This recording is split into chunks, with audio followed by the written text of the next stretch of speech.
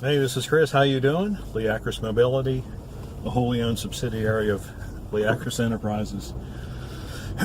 So I made kind of, a strategic decision, tactical decision, whatever. I'm going to start putting these videos back on our Leacris Computers channel, because I kind of feel like I'm just clogging up the Getting It Real channel with computer stuff, and I know a lot of people who go to our Getting It Real, how would work too, Keeping It Real channel, probably really don't care.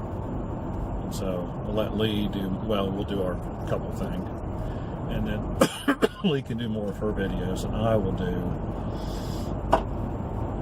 like social commentary and stuff over there, but I'll keep the computers over here. I've realized I can just do a playlist and put it on Getting It Real.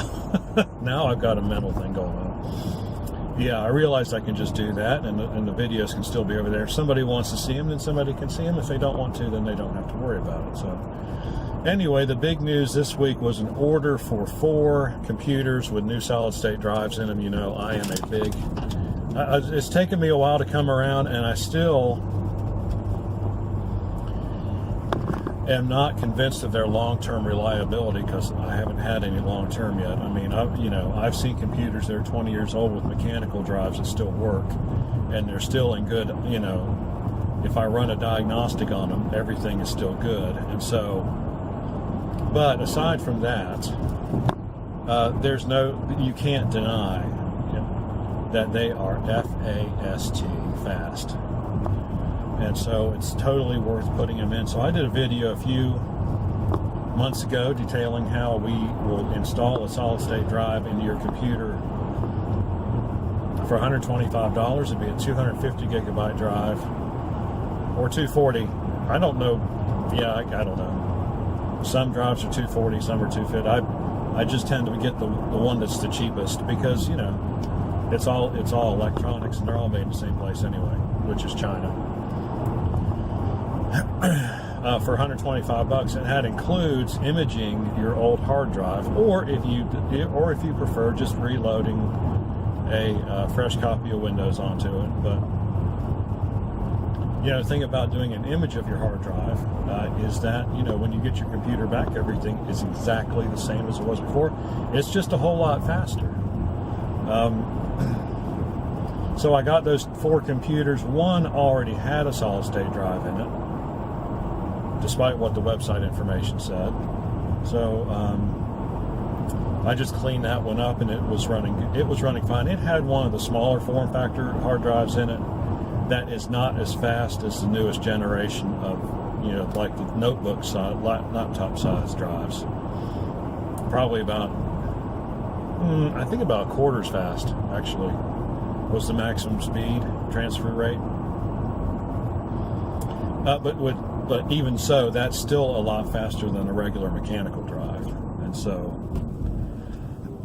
that one was running well. Then I had 2 Dell laptops that were about, I don't know, 7 or 8 years old, and they were one had a bad hard drive, so I didn't get to image that one. It had some bad sectors, and so I just reloaded Windows onto that one. So I got finished up with that, loaded all the stuff I usually loaded on, did 1 defragmentation on it, and from the time you hit shut down and restart on the start menu to the time it was up and actually ready to do something, which means all the startup programs were loaded, the antivirus was loaded, and you could actually open a program and do something, was 1 minute, which is that's fast.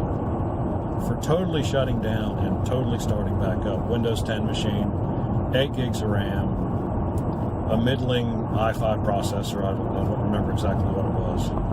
Really, really good. Then I did the other Dell, which already had an operating system, so I imaged that one. It's actually much faster to load an operating system. Like I said, imaging is much better. So it took about, but it had a lot of data on it. It had like 60 gigs of imageable data. And so it took like 3 hours, 4 hours for it to image. But then it only took about 30 minutes to write that image back to the solid state drive. Went through, ran an antivirus. I had a few viruses, nothing serious. Defragmented that one. Took a little while to defrag because it was really, well, it wasn't too bad. The one thing nice about, I forgot, imaging does tend to it will defrag a hard drive more or less. In other words, all the files will be in one piece. All the various files will be in there in one piece instead of like usual when you have to defrag it. Like one file could be in 20 pieces.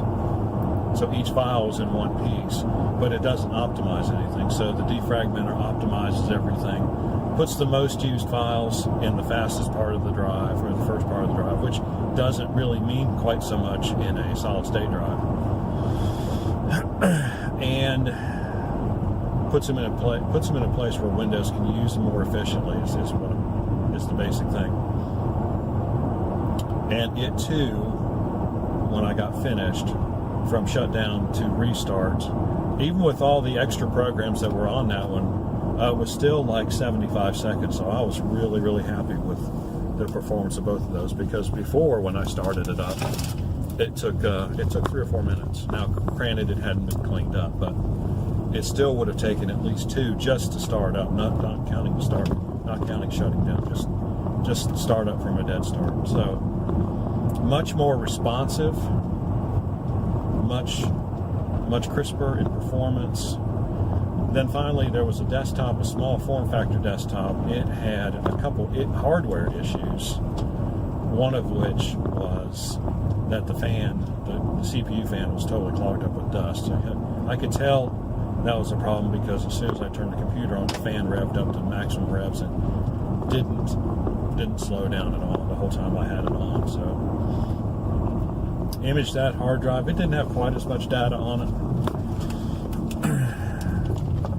Wrote the image back to the drive. Took the thing apart, cleaned it out real well, I guess is actually the correct, And wow, this was like 45 seconds from shutdown to start up.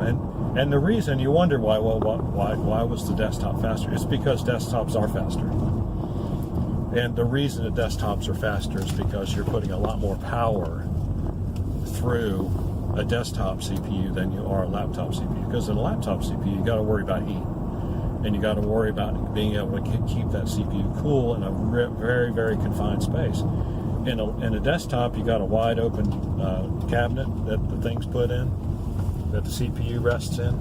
It's got a huge cooling fan on the top of it. It's got fans blowing in outside air into the case. So you've got a desktop CPU, and it's rated at 40, 50, 60 watts. Like enough to run a light bulb watts. You get a laptop, and you're like, I don't know, 5, 7, 10. That's about it. And in electronics, power is ultimately determined. Now it's determined by efficiency too, but it's ultimately determined by how many electrons you're pushing. In other words, how many watts does it take? How much power is available? And that's what that's all about. So desktops always are faster, and that's one thing that So that's why your smartphone, they're just now getting to the point where they can actually run something. Because because the power that's going through them is so infinitesimally small. Like milliwatts, not watts, And so, but they're getting more efficient all the time. But if you scaled up that efficiency to a desktop, wow, you'd have a supercomputer. So anyway, but that was like flip the switch, turn around, to go out to turn around to grab a manual off the shelf, and what it started. Whoa, that fast. So I love them. So that was this week, and of course that made it for a very good basis for a good financial week, which is that was good because Christmas was slow. So we needed a good week, got one. So if you would like to experience the power that is a solid state drive, you can give us a call. 919-482-6763 is our main phone number. Still have our old number too, 919-518-6649. We are on Facebook, and of course we are on YouTube, but that's where you're watching us. So if you have any questions or comments, leave them in the section below. Like and subscribe. We appreciate it when you do. We will see you on the next video.